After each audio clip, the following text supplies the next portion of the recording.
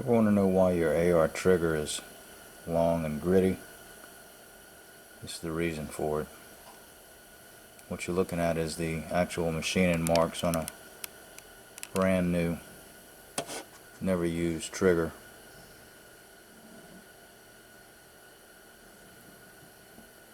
And the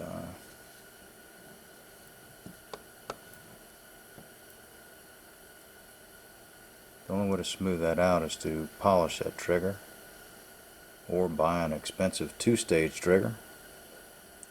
That's what I've done for a long time, but before that I used to polish these triggers.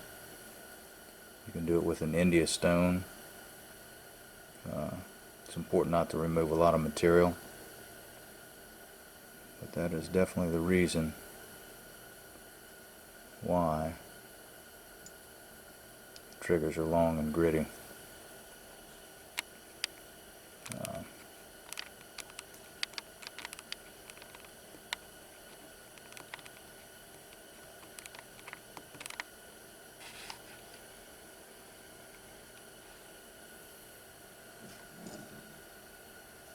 Like I say, this is a brand new, never been used AR trigger.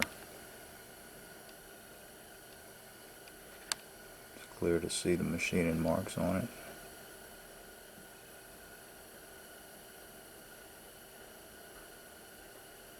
I'll show you one here that's been polished.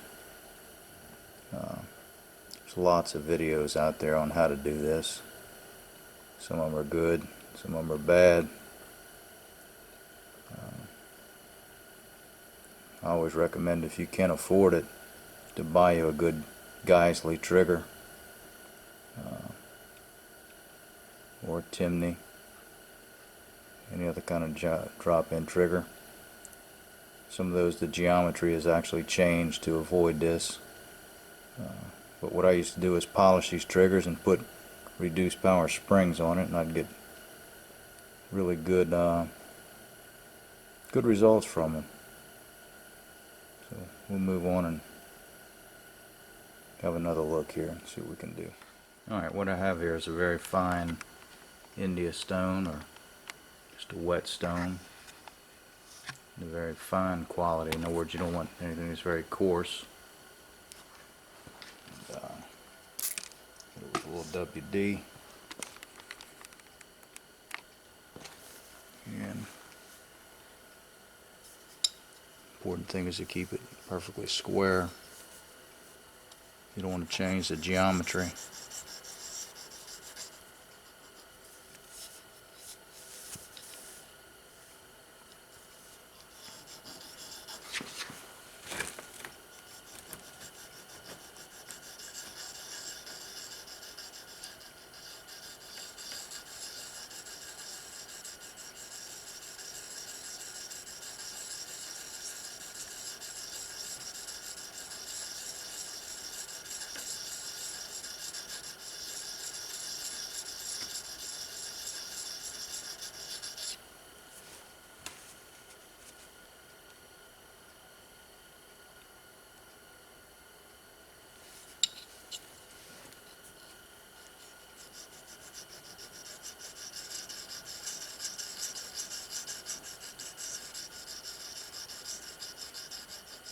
Keep it as flat as you can on that stone. It's something that takes patience. They say that these triggers are only case hardened, where the hardness is just a few thousandths thick. I don't know if that's necessarily true. Basically, we're polishing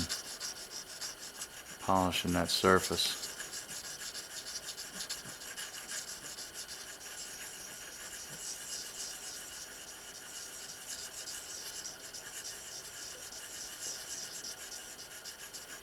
So another way I used to do this, I used to get fine valve grinding compound, and while the trigger was installed in the gun, simply put that compound in there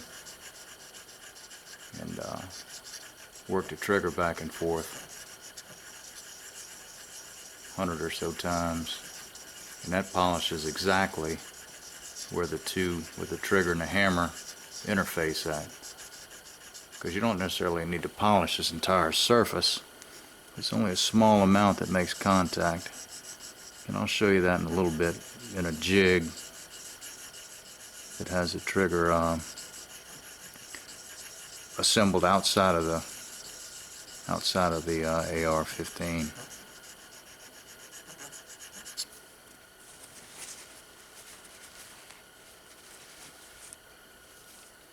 I don't know if you can see that, but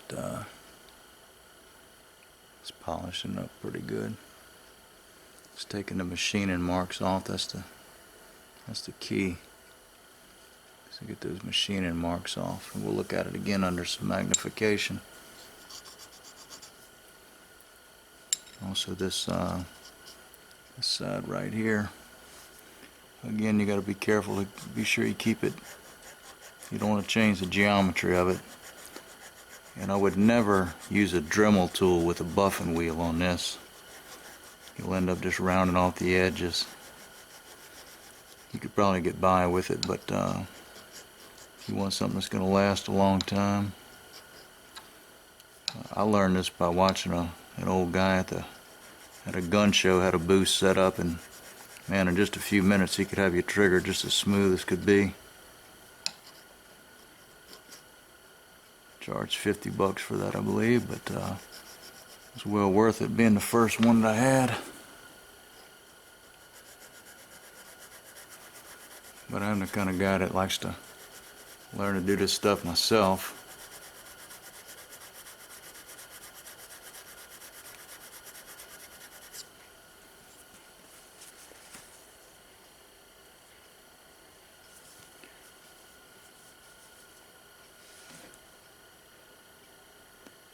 We're starting to get some of the machining marks off of there pretty good.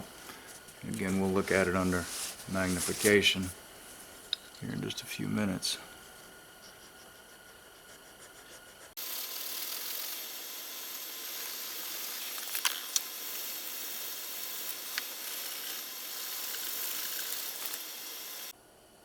Alright, here you can see after just a couple of minutes of polishing, I left a couple of machining marks here in the middle just so you could see the difference. And on this end here as well.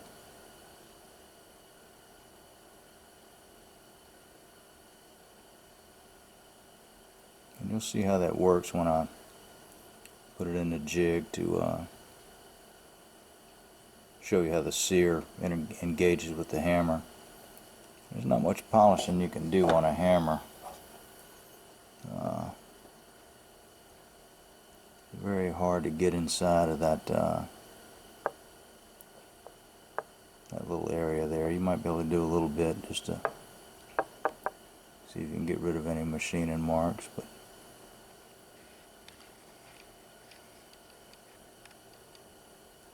usually if you get one side of it done, the trigger part, you won't be in too bad a shape on this one. So here we go.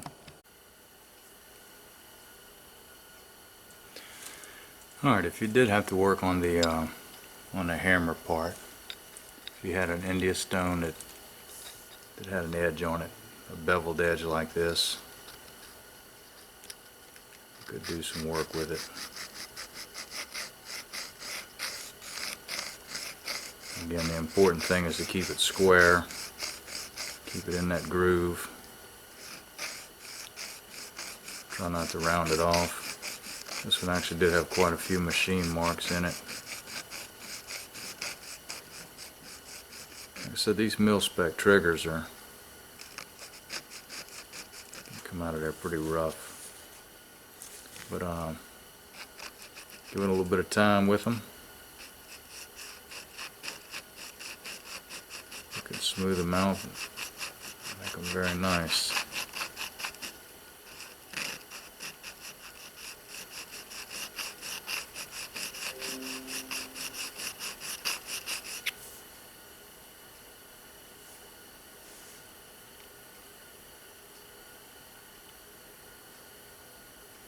Actually, just that little bit has done quite quite a bit to take the machining marks off of it. Doesn't take much, but if you can get those machining marks off of it, which are just grooves. I think some of these are wire EDM cut. I'm not sure how this is actually manufactured, but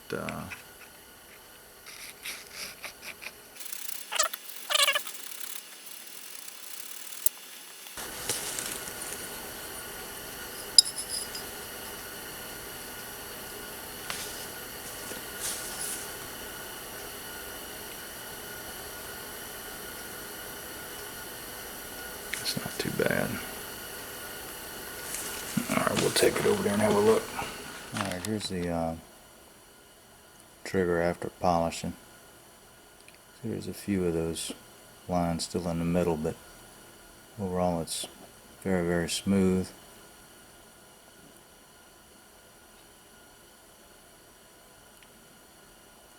And on the sear here, it's kind of a pretty good finish, considering all the machining marks that I had in the beginning. Got a little lint on it.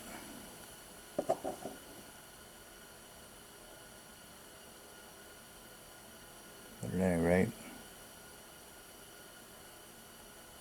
if you can get some polishing done on it, if you got the right kind of stone, it's important for it to have an angle on it, a good sharp angle that you can maintain. So here we go, we'll have a look at something else. Two-stage trigger maybe. We'll put this one in the jig, see how it does. Do a test pull on it. Here we go. Alright, what we got here is a external trigger holder. Just kind of a way to display how the trigger works, where you can see it. We'll zoom in there and show you how this trigger interfaces and how it works, and where the main thing is just to see that you don't need to polish the whole thing. It's just a small part that actually just a very small part that actually needs to be polished. So this is just firing it once. Alright, so if you held it down after one round was fired, it would go back into the reset mode. So until you let go of the trigger, now the sear is engaged right here.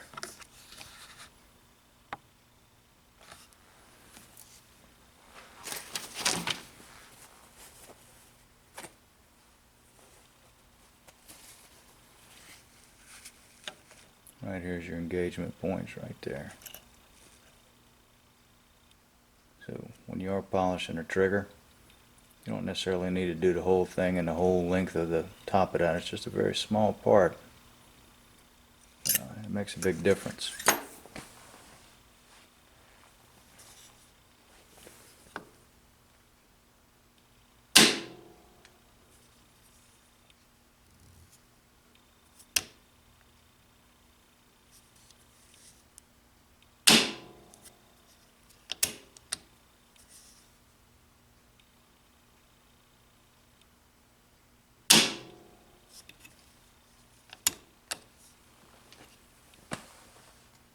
There's one more other technique of polishing a trigger.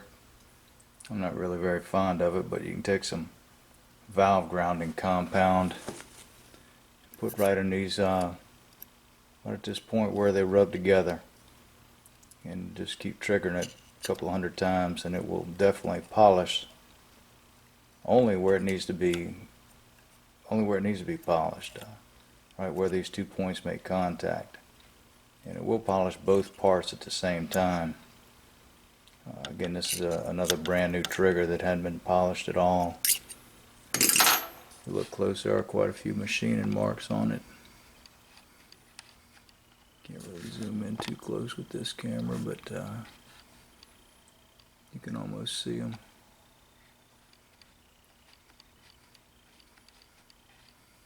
But at any rate, we'll also look at a two-stage trigger manufactured by Geisley, which is it's an amazing trigger. I tell you, you get about 2 pounds out of it.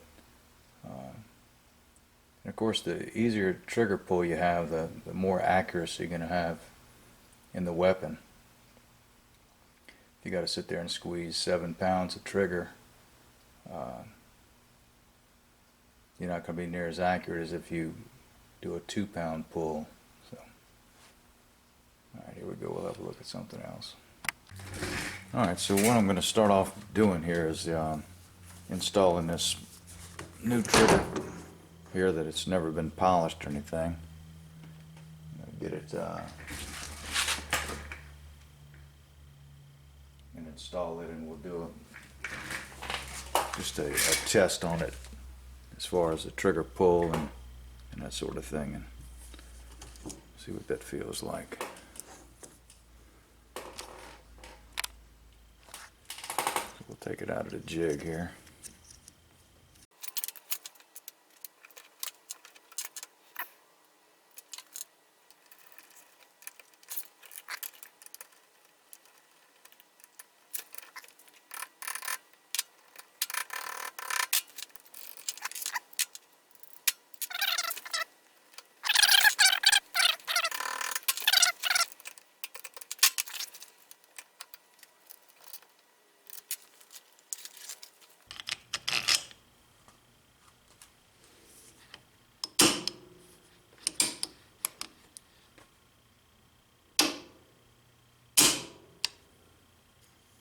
Alright, so we do have it functioning.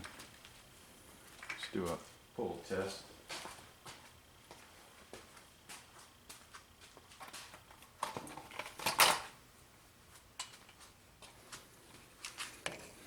What I've got here is just an inexpensive trigger gauge.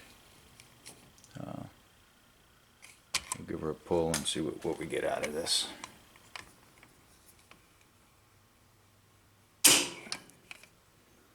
Alright, that was right at 6 pounds.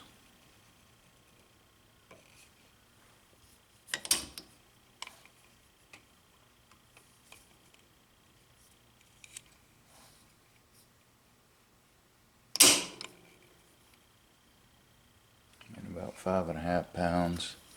It's not bad for one of these mil-spec triggers. I did put a little grease in it, so that always makes a difference.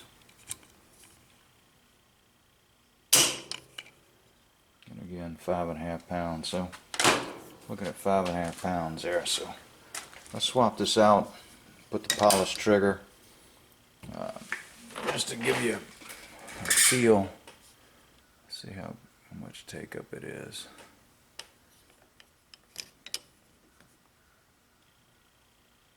This trigger actually feels pretty darn good. It's a little scratchy. It's got a long take up.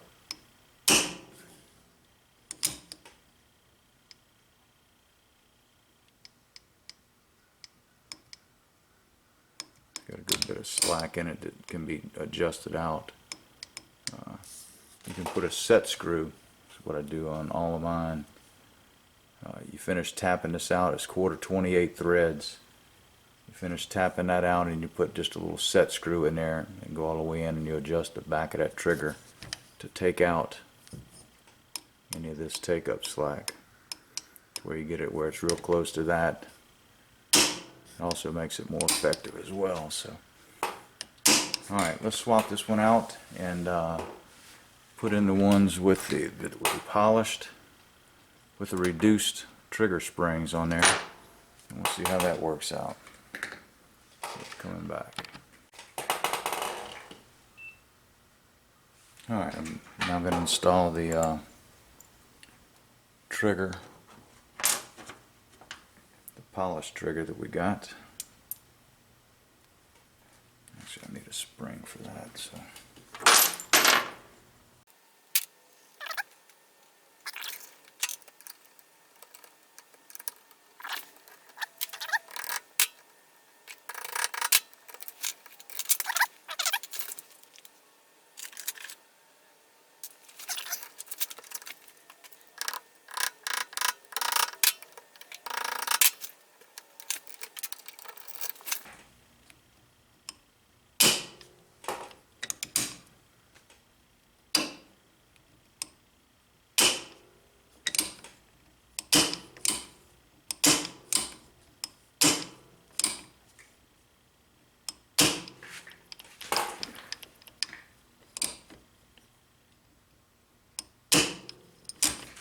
Let's see what kind of trigger pull we get on this one.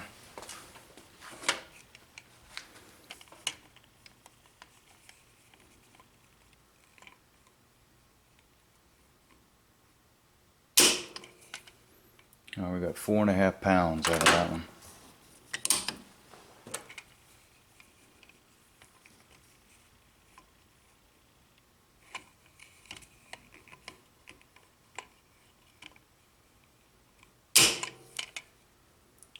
Three and a half pounds.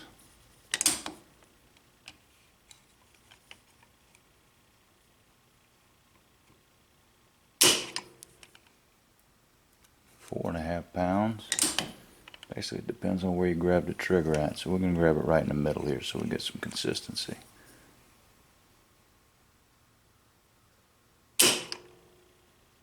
4 pounds. Back in the middle. 4 pounds, a little over 4, just like 4 1/4. Definitely overall it's much smoother. You don't have that gritty feel. So it's not bad at all. It's well worth a little bit of effort that you can go into to polishing the trigger. Okay, with the next thing we'll look at is a 2-stage trigger. And we'll do some trigger pulls on that. You'll see a difference. Hopefully. Alright, here we've got a AR-15 in 5.56 or 223. It's got a Geisley trigger installed. It's been, of course it is clear. And we'll do a couple trigger tests on it. It's a 2-stage trigger. So you got a little bit of a take up right there. So if you're on the firing line and you're ready to take a shot, pull it back. That's stage 1. That's a couple of pounds. And you take the stage 2. But it's very smooth. It's incredibly smooth. So we'll have a look and see here. It's still going to break probably around 4 pounds. But we'll see what we get here.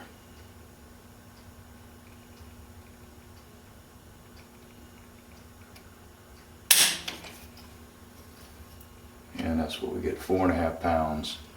But the smoothness of it and the fact that there's no after travel is pretty amazing. I've got another one in another gun. It's actually a 2-pound trigger. It's very, very light. Works very good for accurate shooting.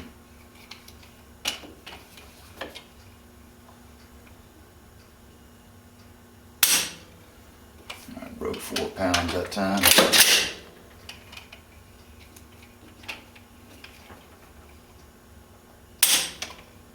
4 pounds. These Geisleys are very, very consistent.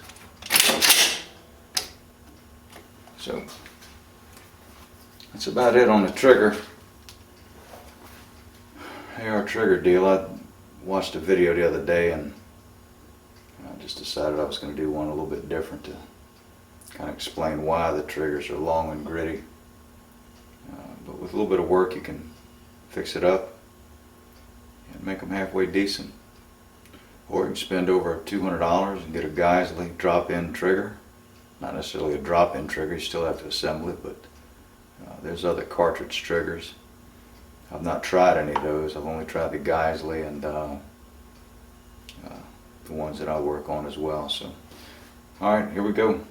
Thanks for watching.